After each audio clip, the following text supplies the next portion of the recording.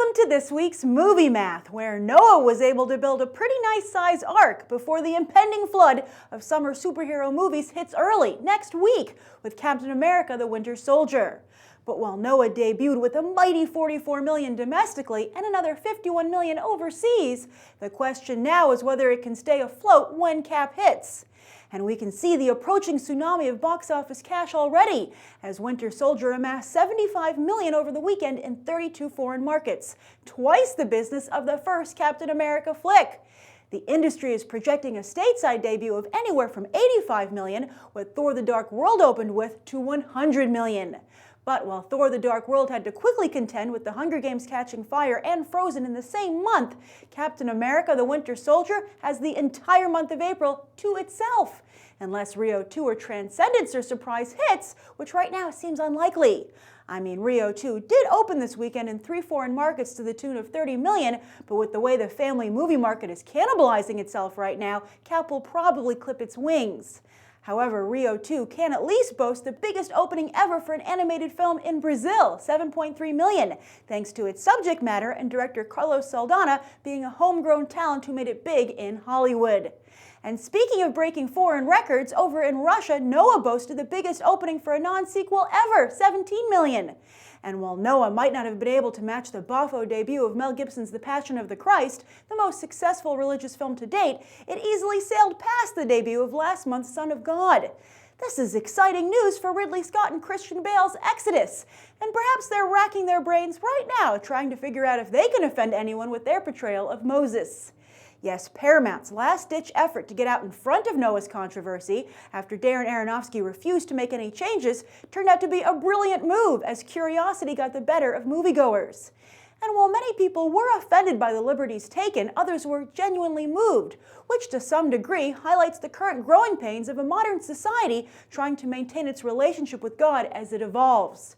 After all, how can religious people be angry at a work of art that brings religion back into the lives of many who have forsaken it or simply forgotten it?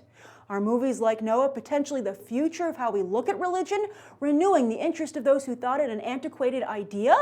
That was Darren Aronofsky's intention all along, and it looks like he succeeded. Suddenly, he's gone from making his last big studio flick to only his first.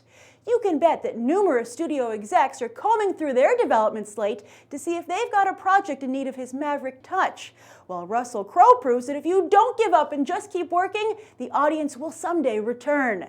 These are his Gladiator days all over again, but even more so, as Noah is the biggest debut of his career. And no, Man of Steel doesn't count, as he had a supporting role there and wasn't carrying the movie.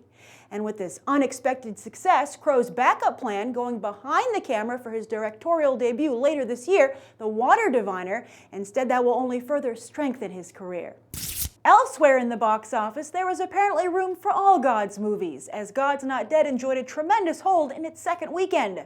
By adding 400 theaters, the small pick was able to have almost no drop at all, enjoying one of the highest per theater averages in the top 10. While the success of God's Not Dead initially seemed like a good sign for the upcoming Heaven is for Real, now it's starting to look like it will exhaust the target audience with no break to recharge before the Greg Kinnear pick debuts April 16th.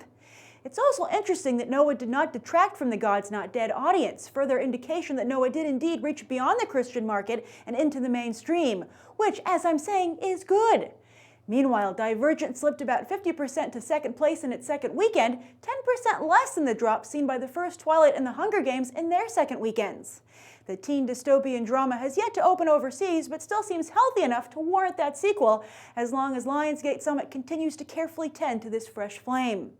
Muppets Most Wanted and Mr. Peabody and Sherman continue to duke it out, and Peabody's still winning. It will cross the century mark any day now, while that goal seems out of reach for the Muppet sequel, at least domestically. The Grand Budapest Hotel added about another 700 theaters, but with just a 30% increase this week, might be reaching its saturation point. Don't expect Fox Searchlight to take it beyond 1,000 theaters, so stop waiting for it to come to you and search it out now if you want to see it on the big screen. Now, before we delve further into the specialty market, let us shed a tear for Arnold Schwarzenegger's Girly Man debut. Sabotage opened in just 7th place with $5.3 million for the entire weekend, his lowest debut ever since becoming a movie star. I wonder if he waved at Russell Crowe as they passed each other by. Anyway, Cesar Chavez debuted in around 660 theaters, and its low per-theater average doesn't bode well for its box office and awards prospects. But The Raid 2 Barandal was sizzling in a mere 7 theaters and should expand shortly. The Indonesian sequel is distributed stateside by Sony Pictures Classics, and with this kind of heat, expect Sony's genre label Screen Gems to pick up the pace considerably on that American remake they've got brewing. It already has a director in place, The Expendable 3's Patrick Hughes, and the Raid creator Gareth Evans is exec producing, i.e. Sony's paying him to put his name on it so you don't freak out. Finally, while you will no longer find Frozen in the top 10, you will find it at the very top of another list as the highest-grossing animated film of all time. Yes, Disney Animation was able to unseat its in-house competition, and it's certainly fitting that the studio which pioneered the medium would have that top spot. I'm sure everyone at the Mouse House is celebrating, except the Big Hero 6 team, which now find themselves under incredible pressure as the follow-up gig. Do they have a chance? As for this coming weekend, Captain America the Winter Soldier is set to make a ton of money and make Warner Brothers a ton of bricks. Will they blink and move Batman vs. Superman come next Monday? And that's the weekend box office. I'm Grace Randolph, and we just did some movie math. As always, thanks for watching, and I hope we'll go beyond the trailer for these other top movies.